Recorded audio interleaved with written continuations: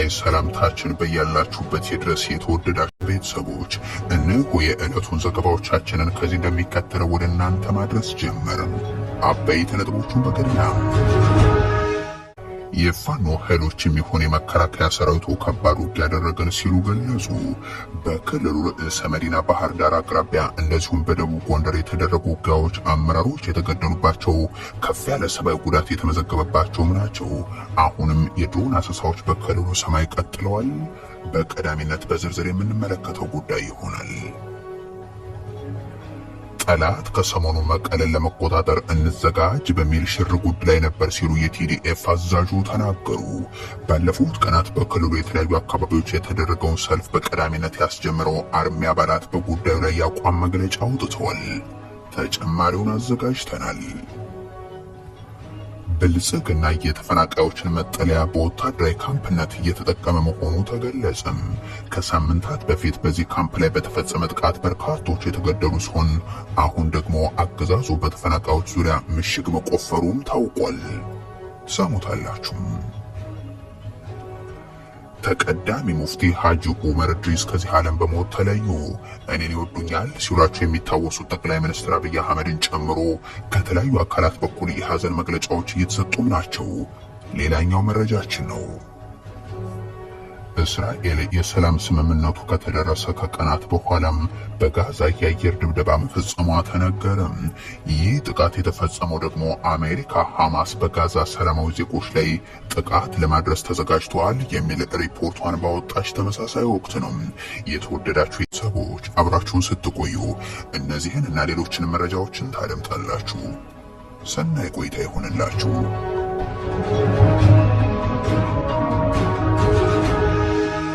የፋኖ ኃይሎችም ይሁን የመከላከያ ሰራዊቱ ከባድ ውጊያ ያደረገን ሲሉ ገለጹ። በክልሉ ርዕሰ መዲና ባህር ዳር አቅራቢያ እንደዚሁም በደቡብ ጎንደር መካነ ኢየሱስ የተደረጉ ውጊያዎች አመራሮች የተገደሉባቸው፣ ከፍ ያለ ሰብአዊ ጉዳትም የተመዘገበባቸው ሆኗል። አሁንም የድሮን አሰሳዎች በክልሉ ሰማይ ላይም ቀጥሏል። ባለፉት ቀናት እየተደረጉ ያሉት ዘመቻዎች ብዛም ትኩረት ያገኙ አይሆኑ እንጂም በውጊያዎቹ መካከል ሰላማዊ ዜጎች ህይወታቸውን እንደ ዘበት የሚነጠቁባቸው፣ የከባድ መሳሪያ ድብደባና የድሮን ጥቃቶች የሚፈጸሙባቸው፣ ከፍተኛ ቁጥር ያለው ኃይል ስምሪት የወሰደባቸውም ናቸው። ዛሬም ከመከላከያ ሰራዊቱ ከፋኖ ኃይሎች በኩል የተሰጡ መግለጫዎችም በየዕለቱ እየሞተ ያለው የሀገር ዜጋ ቁጥርን የሚናገር ነው። በእርግጥ የአገዛዙ ሰዎች ላለፉት 2 ዓመታት ያለመታከት አጠናቀናቸዋል፣ ሰላም ሰፍኗል፣ ተደምስሷል እያሉ ሲናገሩ ነው የሚታወሱት። እነዚህን በጥቂቱ ማስታወስም ተገቢ ይሆናል። አሁን 90% በሚገባ በተጨባጭ በሪፖርት መቅረብ የሚችለው 90% መተናቸው ጽንፈኛን ኃይል ከጥቅም ውጭ ሆኗል። አሁን ምንም ማድረግ ወደማይችልበት ደረጃ እያደረስነው ያለ ነው። ጠላትን ስትራቴጂካሊ አዛብተዋል።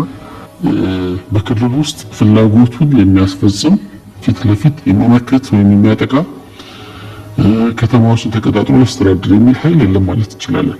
አጠቃላይ በክልሉ ያለው ሰላም በጣም በአስተማማኝ ሁኔታ እየሄደ ነው ያለው። አጠቃላይ በሚባል ይችላል ወረዳዎች ሙሉ በሙሉ በመንግስት ቁጥጥር ስር ሆነው ጠላት እስከዛሬ እንደ ኳስ ነበር የሚነጥረው። አሁን ኮቴው እንዳይሰማ ኮሽታ እንዳይኖረው ተስረግርጎ ነው የሚኖረው። አሁን በአማራ ክልል ሰላማዊ ሁኔታ ተፈጥሯል። የክልሉ መንግስት ተጠናክሯል። አደረጃጀቱን እስከ ቀበሌ ያጠናክሯል። እንዲህ ይሉ የነበሩ ወታደራዊና ሲቪል ያገዛዙ ሰዎች ናቸው አሁን የድሮን ስምሪት ሰጥተው ሜካናይዝድ ኃይልም ልከው እየተዋጉ መሆኑን የሚገልጹት። የሆኖ ሆኖ በአማራ ክልል በርካታ አካባቢዎች ጥቃቶች ተፈጽመዋል። የፋኖ ኃይሎች በደቡብ ጎንደር መካነ ኢየሱስ ያደረሱት ጥቃትም ቀዳሚው ምሳሌ ይሆናል። በዚህ ውጊያ የአካባቢው የመንግስት የጸጥታ አመራሮች መገደላቸው፣ ሌሎች በደርዘን የሚቆጠሩ የመንግስት ወታደሮችም ለሞትና ለአካል ጉዳት እንደዚሁም ለምርኮ መዳረጋቸውን የተገለጸው የፋኖ የፋኖ ኃይሎች በዚህ የተኩስ ልውውጥ የቡድንና የነፍስ ወከፍ መሳሪያዎችን ማግኘታቸውንም አሳውቋል። በአካባቢው እስረኞች እንዲያመልጡ ያደረገ ጠንካራ ውጊያም ነው የነበረው።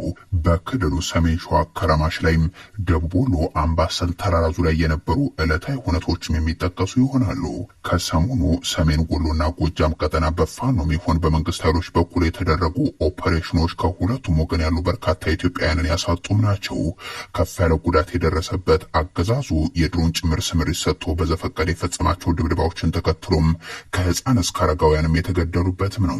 የፋኖ ኃይሎች በእነዚህ ቀጠናዎች ላይ እያደረጉት ያለውን ውጊያ ጉዳት በተመለከተም ከዚህ በፊት ተደጋጋሚ መግለጫዎችን አውጥቷል። መከላከያውም ይህንኑ ተከትሏል። የሌትናንት ጀነራል መሐመድ ተሰማ ጦር ደግሞ ባህር ዳር ዙሪያ እየተዋጋ ሆኖ ሲል ነው ዛሬ የገለጸው። ዋሻና ገዳም ተደብቋል ያለው ኃይል በክልሉ ርዕሰ መዲና ዙሪያ እንዴት መጣ የሚለውን ባይገልጽም ደህና ማርያም የሚባል የከተማ ቅርብ ስፍራ ላይ ነው ተዋጋው ያለው። በዚህ ስፍራ ትናንት እናትን ከ4 ወር ህፃን ልጅ የለየ የድሮን ጥቃት መፈጸሙም የሚታወስ ነው።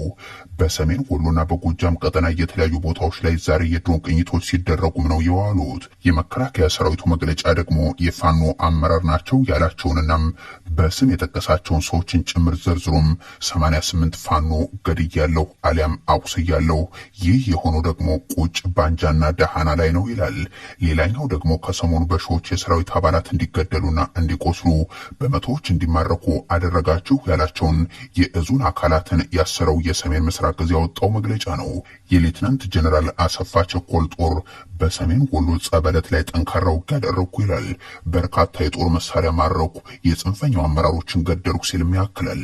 ከሰሞኑ ደጋግመው የሚሉትን ሻቢያና ወያኔ በአማራ ክልል ወጉን ሲሉ የሚገልጹትን ፕሮፓጋንዳ ለማጠናከር ይረዳቸው ዘንድ ገደልን ያሉት የሻቢያ አሊያም የወያኔ አመራር አለ ባይሉም የአማራ ክልል ወጣቶችን በህዝብ ሀብት በተገዛ ጦር መሳሪያ መግደልን በኩራት እያቀረቡት ግን ቀጥሏል።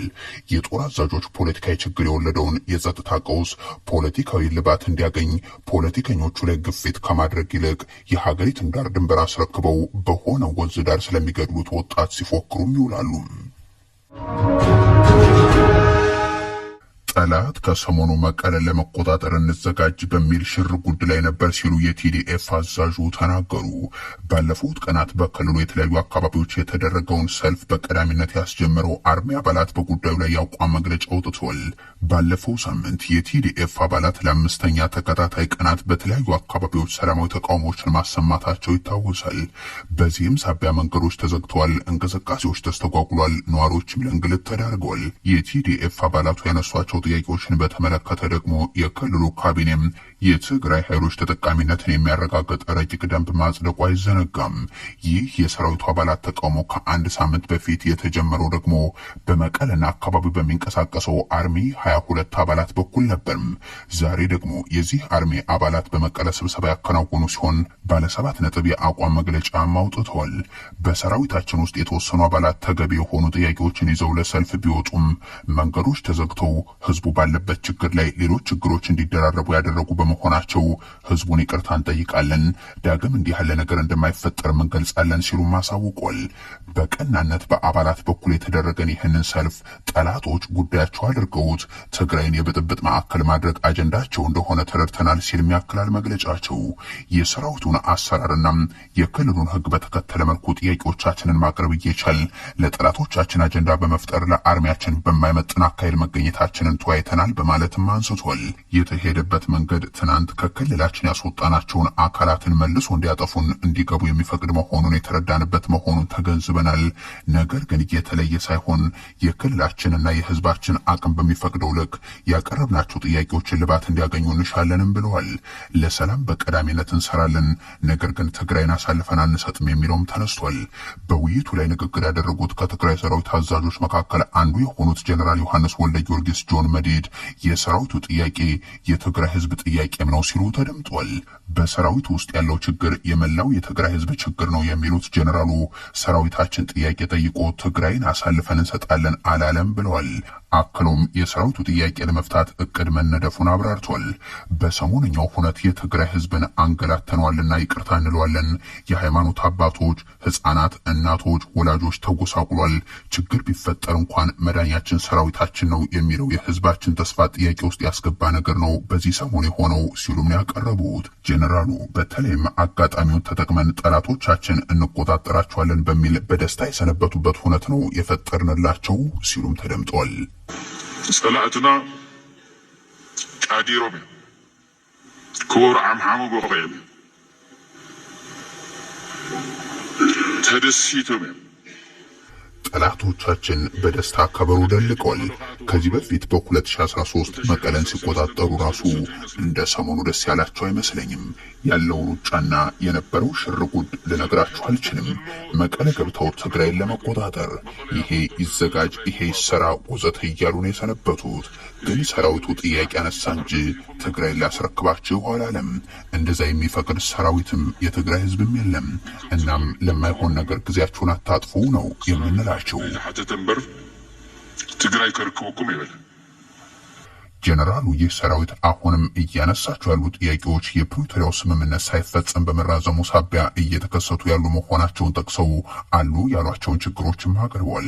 ሉዓላዊነታችን እስካሁን ያልተከበረበት ምክንያት ምንድነው? ህዝባችንስ ወደ መኖሪያ ቀዬው የማይመለስበት ሰበብ ምንድነው? ይህ ጉዳይ ለህዝብ ይቅረብ፣ ህዝብ ይወያይበት፣ ሌላ ችግር እንዳይፈጠር እየተባለ እየተገፋና እየተሸሸ የሚዘለቅ የሚታለፍም አይደለም ሲሉም አክለዋል። Millions of people invest in stocks and commodities. Thousands make a living at it, and only hundreds achieve their ambitious goals. Find your place under the ባለ እየተገፋና እየተሸሸ የሚዘለቅ የሚታለፍም አይደለም ሲሉም አክለዋል። ብልጽግና የተፈናቃዮችን መጠለያ በወታደራዊ ካምፕነት እየተጠቀመ ይገኛል። ከሳምንታት በፊት በዚህ ካምፕ ላይ በተፈጸመ ጥቃት በርካቶች የተገደሉ ሲሆን አሁን አገዛዙ በተፈናቃዮች ዙሪያ ምሽግ መቆፈሩም ታውቋል። ሪፖርተር ደግሞ የተፈናቃይ መኖሪያም የወታደሮች መሰልጠኛም በሚል ዘገባውን ይዞ ወጥቷል። በሰሜን ወሎ ዞን ሀብሮ ወረዳ የሚገኘው ጃራ የተፈናቃዮች መጠለያ ካምፕ ከኦሮሚያ ክልል ምስራቅና ምዕራብ ወለጋም ከሆሮ ጉድሩና ከቄለም ወለጋ ዞኖች እንደዚሁም ከቤንሻንጉል ጉሙዝ ክልል የተፈናቀሉ ዜጎች ለሶስት ዓመታት የኖሩበት ነው። ላለፉት 3 ዓመታት አስከፊ የሚባል ቆይታ እንዳሳለፉ የሚናገሩት ተፈናቃዮቹ ካለፈው ሚያዝያ ወር ወዲህ ደግሞ መጠለያ ካምፑ የወታደራዊ ማሰልጠኛ በመሆኑ ስጋት ውስጥ መውደቃቸውን አስረድተዋል። መጠለያው ከተፈናቃዮች መጠለያነት ወደ ወታደራዊ ማሰልጠኛነት ተቀይሯል ሲሉ ስማቸው እንዳይጠቀስ የጠየቁ አንድ ተፈናቃይ ከዛን ጊዜ ጀምሮ ሰልጣኞች ስልጠና ሲወስዱበት ነበር ይላሉ። ስልጠናው ሲያልቅ ደግሞ የሰሜን ወሎ ዞን ሚሊሻዎች በግቢው መቆየታቸውንም ጠቁሟል። ወታደራዊ ሰልጣኞችና ተፈናቃዮች በአንድ ግቢ ውስጥ ሸራ ወጥረን እየኖርን ነው ያሉት እኒህ ተፈናቃይ የሚጠቀሙበት ውሃና መጸዳጃ ቤት ጭምር የጋራ መሆኑ ትልቅ ስጋት ውስጥ እንደከተታቸው የተናገሩት ባለፈው መስከረም 6 በዚህ ካምፕ ላይ ወታደራዊ ስልጠና ሲወስዱ በነበሩ ሚሊሻዎች ላይ በፋኖ ኃይሎች በኩል ተኩስ ተከፍቶ እንደነበር ማስታውሰው በወቅቱ የደረሰው ጉዳት ደግሞ የተፈናቃዮቹን ስጋት እንደጨመረው ነው ያብራሩት። በአሁኑ ወቅት በመጠለያቸው ዙሪያ ምሽግ ተቆፍሮ እንደሚገኝ ያስረዱት አስተያየት ሰጪው ሁኔታው ትልቅ ስጋት እንደሆነባቸውም ነው የሚገልጹት። በዚህ ካምፕ ውስጥ ከ8500 በላይ ተፈናቃዮች መጠለያቸውን አድርገዋል። አብዛኞቹ ተፈናቃዮች ወደ ነበሩበት የመመለስ ተስፋ እንደሌላቸውም ያስረዳሉ። የአገዛዙ ወታደሮች ወደ ስልጠና ሳይገቡ በፊት ለሚመለከታቸው አካላት ቅሬታቸውን አሰምተው እንደነበር የሚናገሩት እነዚሁ ተፈናቃዮች የሚጠብቁን ወታደሮች ርቀታቸውን ጠብቀው ይቀመጡ የሚል ሐሳብ ለክልልም ለዞንም ባለስልጣናት ጭምር አቅርበን ነበር ብሏል። የሚሰጠው ወታደራዊ ስልጠና የሚቀጥል ከሆነም የመጠለያ ካምፑ ዙሪያ ምሽግ በመሆኑ ለበለጠ አደጋ ሊጋለጡ እንደሚችሉ ስጋታቸውን አቅርበዋል። ሞት ሸሽቶ የመጣ ተፈናቃይ አሁንም ለሞት የተጋለጠበት ሁኔታ ተፈጥሯል ሲሉ ነው ያከሉት። ለ3 ወራት ተብለን ገብተን 3 ዓመታትን አሳለፍን ያሉት አንድ አስተያየት ሰጭም ሰርተው የማይደክሙ ወጣቶች ቢኖሩም መንግስት ዘላቂ መፍትሄ ሊሰጥ አልቻለም ይላሉ። የሰሜን ወሎ ዞን ምክትል አስተዳዳሪ አቶ ታምራት ንጋቱ የተፈናቃዮች መጠለያ ወታደራዊ ማሰልጠኛ ሆኗል የተባለውን ከእውነት የራቀ ሲሉ ለሪፖርተር ምላሽ ሰጥቷል። ምላሹን አስገራሚ የሚያደርገው ግን እኒው ሹም ራሳቸው እናንተ የጃራ ወታደራዊ ሰልጣኞች ጽንፈኞችን ትዋጉ ዘንድ ነው ስናሰለጥናችሁ የከረምናቸው የሚል ንግግራቸውን እዛው ካምፑ ላይ ተገኝተው ካደረጉ ከ4 ቀናት በኋላ ጉዳዩን መካዳቸው ነው። ሜጀር ጀነራል ዘውዱ ሰጣርጌ በተገኙበትም እነዚህ ሰልጣኝ ወታደሮች ሲመረቁ ታይተው ነበርና ተቀዳሚ ሙፍቲ ሐጂ ዑመር ኢድሪስ ከዚህ ዓለም በሞት ተለዩ። እኔን ይወዱኛል ሲሏቸው የሚታወሱት ጠቅላይ ሚኒስትር አብይ አህመድን ጨምሮ ከተለያዩ አካላት የሐዘን መግለጫዎች እየተሰጡም ናቸው። የቀድሞ የኢትዮጵያ እስልምና ጉዳዮች ጠቅላይ ምክር ቤት ፕሬዝዳንት ተቀዳሚ ሙፍቲ ሐጂ ዑመር ኢድሪስ ከዚህ ዓለም በሞት መለየታቸው ተገልጿል። ሐጂ ዑመር ኢድሪስ ባጋጠማቸው ህመም በሕክምና ሲረዱ ቆይተው ወደ አሄራ ሄደዋል ሲል የኢትዮጵያ እስልምና ጉዳዮች ጠቅላይ ምክር ቤት ባወጣው መግለጫ አሳውቋል። ጠቅላይ ምክር ቤቱ በመግለጫው የሀገራችን ዋርካና የሁሉም አባት የነበሩት ተቀዳሚ ሙፍቲ ሐጂ ዑመር ኢድሪስ ህልፈታቸው የመላው ሀገራችን ህዝብ ሐዘን ነው ብሏል። ሀገራችን ታላቅ አባት አታለች ያለው ምክር ቤቱም እኚህን ታላቅ አባት ላበረከቷቸው ሀገራዊና ሃይማኖታዊ አስተዋጽኦዎች በሚመጥን መልኩ ስርዓተ ቅብራቸው በመንግስት ደረጃ ኢስላማዊ ስነ ስርዓቱን በጠበቀ መልኩ እንዲከናወን ጠቅላይ ምክር ቤቱ ኃላፊነቱን በመውሰድ የሚፈጽም መሆኑን ጠቁሟል። ህልፈተ ህይወታቸውን ተከትሎ የሐዘን መግለጫዎች እየተሰጡ ሲሆን ጠቅላይ ሚኒስትር አብይ አህመድ ሐጂ ዑመር በአመራር ዘመናቸው የተለያዩ ወገኖች ወደ አንድነት እንዲመጡና የእስልምና ጉዳዮች ጠቅላይ ምክር ቤት በህግ እውቅና እንዲኖሩ ያደረጉት አስተዋጽኦ ሁሌም እናስታውሳለን ብለዋል። የብልጽግናው ፕሬዝዳንት የኦርቶዶክሱን ሲኖዶስ ውስጥ እንደነበራቸው ጣልቃ ገብነት ሁሉ መጅሊስ ውስጥም ገብተው ችግር በመፍጠር ብዙዎች አስታውሷቸዋል። አለያይቶና ጣልቶ መልሶ ራሱ አስታራቂ መሆንን መገለጫው ባደረገው ብልጽግና በኩል በተመሳሳይ ከዓመታት በፊት ጠቅላይ ሚኒስትሩ እኔን ይወዱኛል በሚል ያቀረቡት ንግግርም አይዘነጋም። ግን እርሱ እኔን ይወዱኛል፣ ሼህ ኢብራሂም እኔን ይወዱኛል፣ እንደ ልጃቸው ያዩኛል አያዩኝም ጥያቄ ነው። በግልጽ የታወቀ ነው። በአዋጅ መሰረት መስማት ፈልጋለሁ። አሁን መስማት ፈልጌ ነው።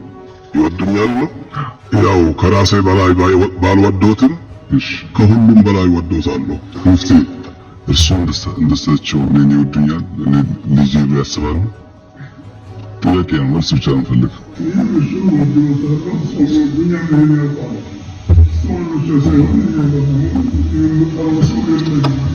የሆኖ ሆኖ የሐዘን መግለጫ ካወጡት ውስጥ ደግሞ የፋኖ ታጣቂዎችም ይገኙበታል። አብይ አህመድ በማንነታቸው ምክንያት በአደባባይ ምሎ ክህደት የፈጸመባቸው ብሎም ገፍቷቸው የመጨረሻ ዘመናቸውን በቅሬታ ያሳለፉት የሁሉም ኢትዮጵያዊ ደጋባት ተቀዳሚ ሙፍቲ ዶክተር ሐጂ ዑመር ኢድሪስ ወደ አሄራ መሄድ የብዙ ወገኖቻችንን ልብ የሰበረ ሆኗል ይላል የፋኖ ኃይሎች መግለጫም። እስራኤል ስምምነቱ በተደረሰ በቀናት ልዩነት ጋዛ እንደበደበች። ይህ ጥቃት የደረሰው አሜሪካ ሐማስ በጋዛ ሰላማዊ ዜጎች ላይ ጥቃት ለማድረስ ተዘጋጅተዋል የሚል መግለጫን በሰጠች ተመሳሳይ ዕለት ነው። እስራኤል በደቡባዊ ጋዛ ነው የአየር ጥቃት መፈጸሟ የታወቀው። ጥቃቱ ሐማስ የተኩስ አቁም ስምምነቱን በመጣስ በእስራኤል ጦር ላይ ለፈጸመው ጥቃት ምላሽ ነው ተብሏል። በቅርቡ በአሜሪካው ፕሬዝዳንት ዶናልድ ትራምፕ አማካኝነት የተኩስ አቁም ስምምነት ከተካሄደ በኋላም ሁለቱ ወገኖች አንዱ ሌላኛውን በተኩስ አቁም ስምምነቱ በመጣስ እየተወቃቀሱ ይገኛሉ። እስራኤል ዛሬ በደቡባዊ ጋዛ ራፋህ አካባቢ የሐማስ ወታደራዊ ይዞታዎች ባለቻቸው ኢላማዎች ላይ የአየር ድብደባን አከናውናለች። ጥቃቱ ሐማስ የተኩስ አቁም ስምምነቱን ጥሷል፣ በእስራኤል ጦር ላይም ጥቃት ፈጽሟል በሚል ምላሽ ለመስጠት መሆኑንም ገልጻለች። የሀገሪቱ ጦር እንደገለጸው ከሆነ ሐማስ የተኩስ አቁም ስምምነቱ ላይ ከፍተኛ ጥሰትን ፈጽሟል በማለት ሐማስን ወቅሷል። አሜሪካ በበኩሏ ሐማስ በገዛ ወገኖቹ ፍልስጤማውያን ሰላማዊ ዜጎች ላይ ጥቃት ለመፈጸም እቅድ አለው ስትል መግለጫ አውጥታለች። የአሜሪካ የውጭ ጉዳይ መስሪያ ቤት ሐማስ በጋዛ ሰላማዊ ዜጎች ላይ በተጨባጭ ጥቃት ለመሰንዘር ማቀዱን የሚገልጹ አሳማኝ መረጃዎች እንደደረሱት ይገልጻል። ሚኒስቴር መስሪያ ቤቱ ይህን የተኩስ አቁም ስምምነቱን ይጥሳል ብሎታል። በሐማስና በእስራኤል መካከል የተደረሰው የተኩስ አቁም ስምምነት የመጀመሪያው ምዕራፍ በአሁኑ ሰዓት እየተተገበረ ግን ይገኛል። ሁሉም በህይወት ያሉ ታጋቾች የተለቀቁ ሲሆን የሟቾች አስከሬን ቀስ በቀስ እየተመለሰም ነው። በስምምነቱ መሰረት እስራኤል በእስር ቤቷ ውስጥ የሚገኙ 250 ፍልስጤማውያን እስረኞችናም ከጋዛ ያገተቻቸው 1700 አካባቢ የሆኑ ሰዎችን ለቃቸዋለች። ይሁን እንጂ ዛሬ የተፈጸመው ጥቃትና የሁለቱ ኃይሎች መካሰስ አሁን ስምምነቱን አደጋ ላይ እንደጣለው ይነገራል። አሜሪካም ሐማስ በፍልስጤማውያን ላይ ጥቃት ለማድረስ እየተዘጋጀ ነው ትላለች። ሐማስ ግን ይህንን ውንጀላ ውድቅ አድርጎታል። ሐማስ ባሰራጨው መግለጫው ላይ በመላው ጋዛ የተኩስ አቁም ስምምነቱ ላይ የተዘረዘሩ ውሎችን በሙሉ እንዲከበሩና እንዲተገበሩ ቁርጠኛ መሆኑን ያክላል። ይህ በእንዲህ እንዳለ የእስራኤሉ ጠቅላይ ሚኒስትር ቤንያሚን ኔታንያሁ ጦራቸው በጋዛ ባሪ ባሉት ሐማስ ላይ ጠንካራ እርምጃ እንዲወስድ ትዕዛዝ ማስተላለፋቸውን የጠቅላይ ሚኒስትሩ ጽሕፈት ቤት ባሰራጨው መግለጫ ላይ አሳውቋል። ጠቅላይ ሚኒስትሩ ይህንን ትዕዛዝ ያስተላለፉት ከሀገሪቱ የጸጥታና ወታደራዊ ባለስልጣናት ጋር ከመከሩ በኋላ ስለመሆኑ መግለጫው ላይ ተካቷል። በተያያዘም እስራኤል በዛሬው ዕለት የ15 ፍልስጤማውያንን አስከሬን ወደ ጋዛ መልሳለች። እስካሁን የተመለሰ የፍልስጤማውያን አስከሬን ቁጥር 150 መድረሱንም የጋዛ የጤና ሚኒስቴር ገልጿል።